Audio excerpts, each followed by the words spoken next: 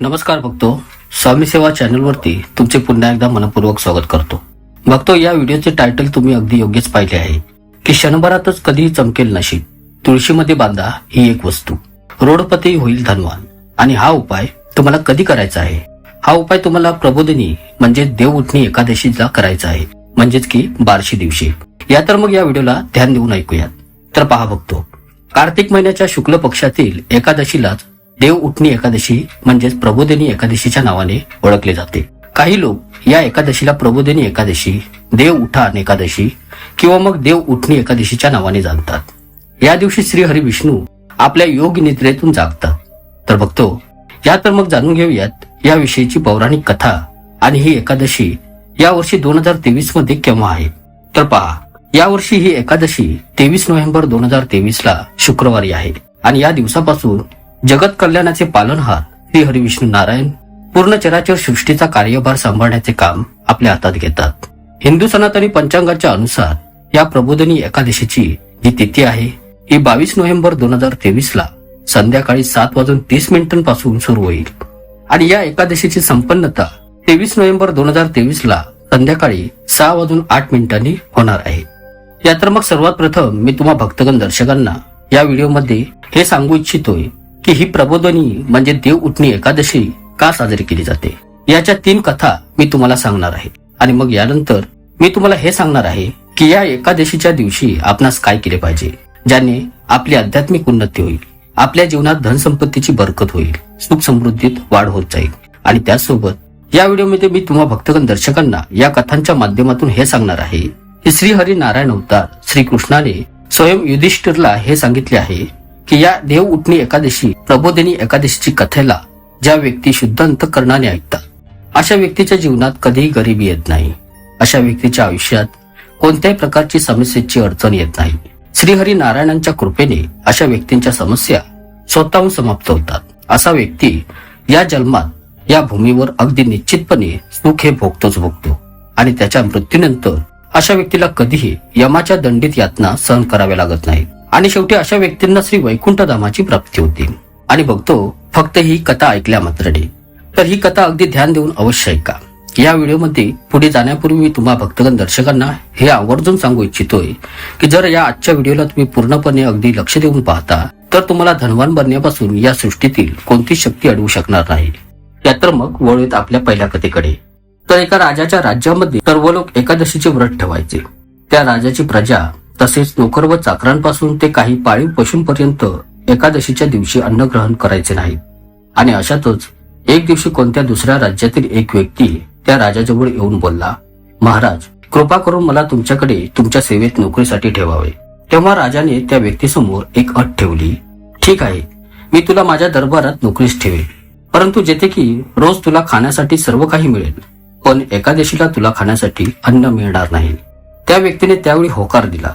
परंतु एकादशीच्या दिवशी जेव्हा त्याला खाण्यासाठी फळ आहाराचे सामान दिले तेव्हा तो व्यक्ती राजासमोर जाऊन बडबडू लागला की महाराज, याने माझे पोट भरणार नाही, मी भुकेने व्याकुळ झालेलो आहे, नाहीतर मी मरून जाईल, मला भूक सहन होत नाही, मला खाण्यासाठी अन्न द्यावे.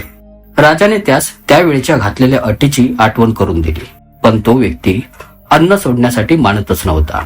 तेव्हा राजाने त्याला पीठ, डाळ, तांदूळ इत्यादी वगैरे सामान दिले. तो नियमितप्रमाणे नदीवर पोहोचला आणि तिथे आंघोळ वगैरे करून जेवण बनवू लागला. जेव्हा जेवण बनवून झाले तेव्हा तो देवतेला बोलवू लागला की हे परमेश्वरा, तुम्ही यावे, जेवण तयार आहे. त्याच्या बोलण्याने शेले पितांबर धारण केलेले भगवंत चतुर्भुज रूपात तिथे आले आणि अगदी प्रेमाभावाने त्या व्यक्तीसोबत जेवण जेवू लागले. जेवण वगैरे करून झाल्यानंतर भगवंत अंतर्ध्यान झाले. नंतर तो व्यक्ती आपल्या कामावर निघून गेला. 15 दिवसांच्या नंतर पुढील एकादशीला तो राजाला हे बोलू लागला, महाराज, मला दुप्पट सामान द्यावे. त्या दिवशी तर मी उपाशीच राहिलो. राजाने कारण विचारले तर त्याने ते सांगितले, माझ्यासोबत भगवंतही जेवण जेवतो आणि त्यामुळे आम्हा दोघांसाठी तुम्ही दिलेले हे सामान पुरेसे होत नाही.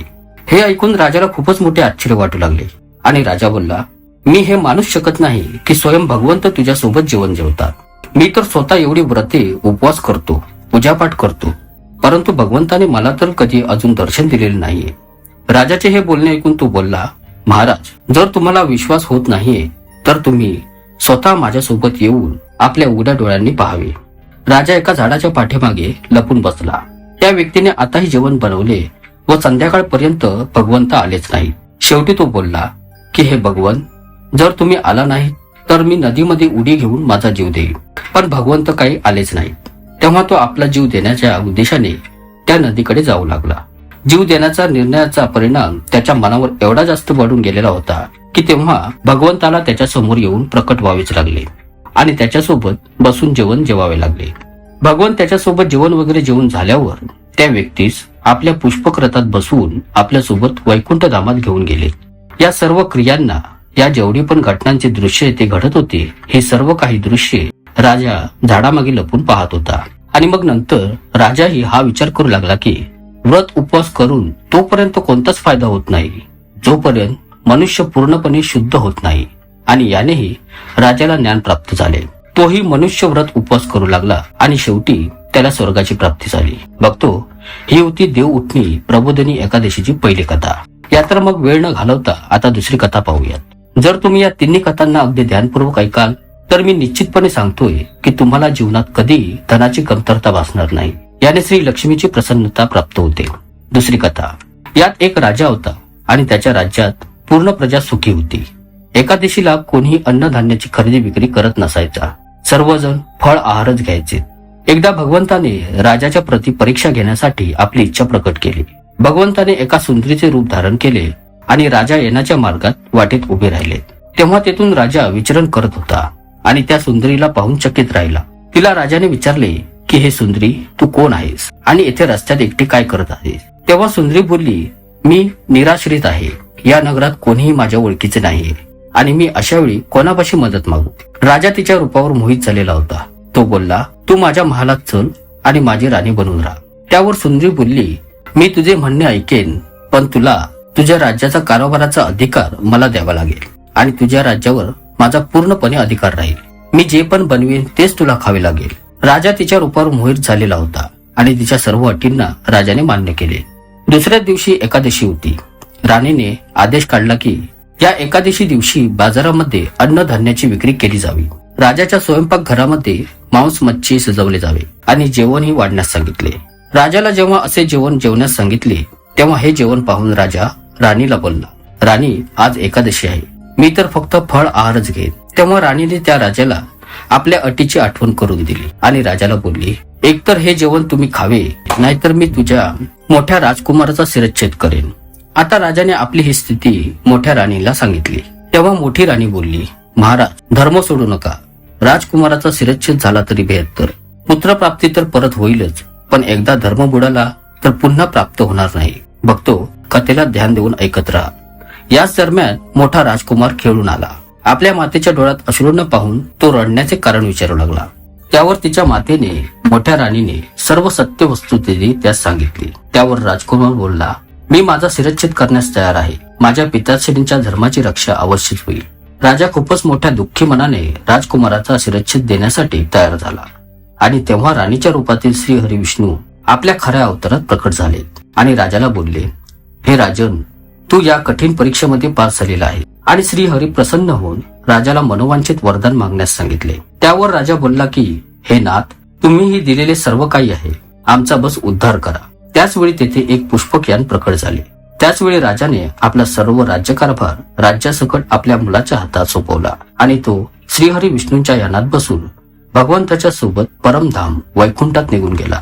बघतो, असे बोलले जाते की या कथेला कोणीही व्यक्ती जर शुद्ध अंतःकरणापासून मन लावून ऐकेल तर अशा व्यक्तींना सध्याच्या वर्तमान जीवनातील सर्व पडत असलेल्या कष्टांपासून मुक्ती मिळते व मरणोत्तर अशा व्यक्तींना यमाच्या यातनाही सहन कराव्या लागत नाही.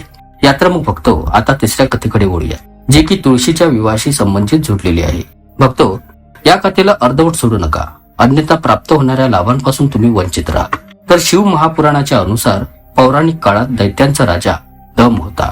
तो श्रीहरी विष्णूंचा खूपच मोठा भक्त होता. बऱ्याच वर्षांपर्यंत त्याच्या दरबारी संतान प्राप्ती झाली नसल्याच्या कारणामुळे त्याने म्हणजेच राजा दमने शुक्राचार्यांना आपला गुरु बनवून त्यांच्याकडून श्रीहरी विष्णूंची मंत्रे प्राप्त केली.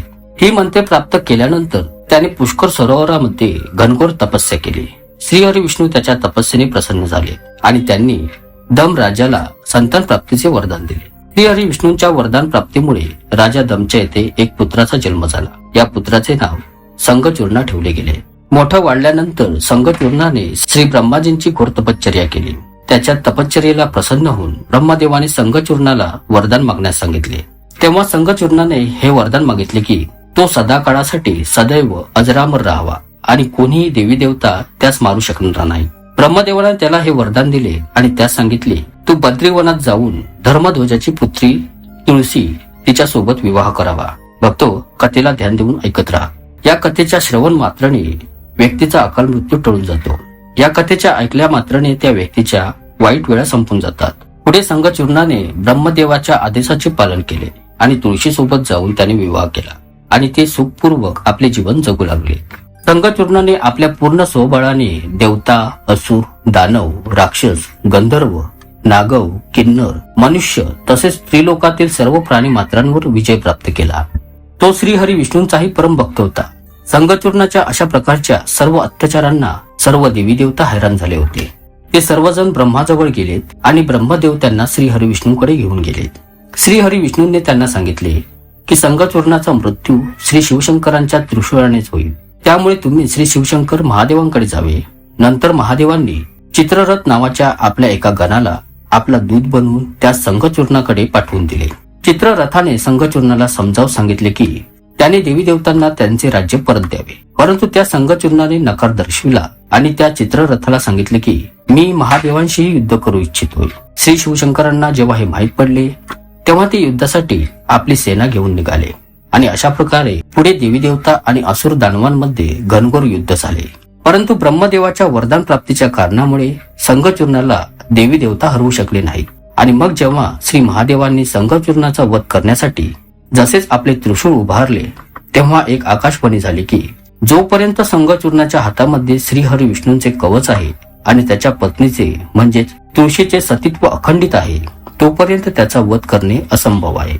पुढे मग आकाशवाणीला ऐकून श्रीहरी विष्णू ब्रीद ब्राह्मणाचे रूप धारण करून संघचूर्णाकडे गेलेत आणि त्याच्यापाशी श्रीहरी कवच दान स्वरूपात मागितले. संघचूर्णाने ते कवच बिना संकोच करता ते कवच दान स्वरूपात दान दिले. आणि मग पुढे बघतो श्रीहरी विष्णू संघचूर्णाचे रूप धारण करून संघचूर्णाची पत्नी तुळशीकडे गेलेत. संघचूर्ण रूपी श्रीहरी विष्णूंनी तुळशीच्या महालाच्या द्वारावर जाऊन आपली युद्धात विजय प्राप्तीची सूचना दिली. ही सूचना ऐकून तुळशीला खूपच प्रसन्नता वाटली आणि पतिरूपात आलेल्या श्रीहरी विष्णूंचे तिने आपले पती संघचूर्ण समजून पूजन केले आणि त्यांच्यासोबत रमणही केले. भक्तो, असे केल्याने तुळशीचे सतीत्व खंडित झाले, कारण की परपुरुषासोबत रमण करणे हा एक प्रकारे पतिव्रता विरोधी अपराध असतो आणि त्यामुळे तिचे सतीत्व खंडित झाले. आणि श्री शिवशंकर महादेवांनी तिकडे सुरू असलेल्या युद्धामध्ये आपल्या त्रिशूळाचा प्रहार करून संघचूर्णाचा वध केला. संघचूर्ण मृत्यू पावला. मग जेव्हा तुळशीला हे माहीत पडले की ते तिचे पती नाहीत, जेथे की पतिरूपात स्वयं श्री हरिविष्णू नारायण आहेत, तेव्हा तुळशी क्रोधित झाली. क्रोधी रूपात तुळशी श्री हरिविष्णूंना बोलली, तुम्ही माझ्यासोबत छल कपट करून मला फसून माझा धर्म, माझे सतीत्व भ्रष्ट केले आहे आणि माझ्या पतीला मारलेले आहे. त्यामुळे मी तुम्हाला श्राप देते की तुम्ही आता पाषाण बनून या धर्तीवर राहा, अर्थात दगड बनून या पृथ्वी तलावर राहा. त्यावर श्री हरिविष्णू बोलले की हे देवी, तू माझ्यासाठी या पृथ्वी तलावर भूमीत राहून खूपच तपश्चर्या करून झालेली आहेस. तुझे हे शरीर नदी रूपात बदलून खंडच्या नदीच्या रूपामध्ये प्रसिद्ध होईल. तू झाडी झुडपे व पुष्पांमध्ये सर्वश्रेष्ठ म्हणून तुळशीचे रूप बनशील आणि सदैव माझ्यासोबत राहशील. तुझ्या दिलेल्या श्रापाला सत्तेत उतरवण्यासाठी मी तुझ्यासोबत पाषाण रूपी म्हणजेच दगड अर्थात शालिग्राम बनून सदैव तुझ्यासोबत राहील आणि खंडगी नदीच्या काठावर माझा सदैव वास राहील. देव प्रबोधिनी एकादशीच्या दिवशी श्री हरी विष्णू आणि देवी श्री तुळशीचा विवाह सोहळा संपन्न करून सर्व मांगलिक कार्यांना सुरुवात केली जाते. बघतो, हिंदू सनातनी धर्माच्या मान्यतेनुसार या दिवशी तुळशी देवी व शालिग्राम रूपी श्री हरी विष्णूंचा विवाह केल्याने अपार पुण्याची प्राप्ती होते.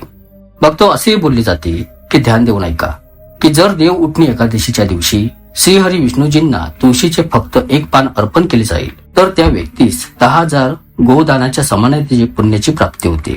त्यामुळे बघतो, या दिवशी श्री हरी विष्णूला जेवढे शक्य होईल तेवढी तुळशीची पाने अवश्यच अर्पण केली पाहिजेत. या तर मग बघतो, आता शेवटी या व्हिडिओमध्ये मी तुम्हाला काही उपायांना सांगू इच्छितो. तर या देव उठणी प्रबोधिनी एकादशीच्या दिवशी तुळशी मातेला मोगऱ्याच्या फुलांचा हार चढवल्याने व्यक्तीचे सर्व प्रकारचे आर्थिक कष्ट दूर होतात.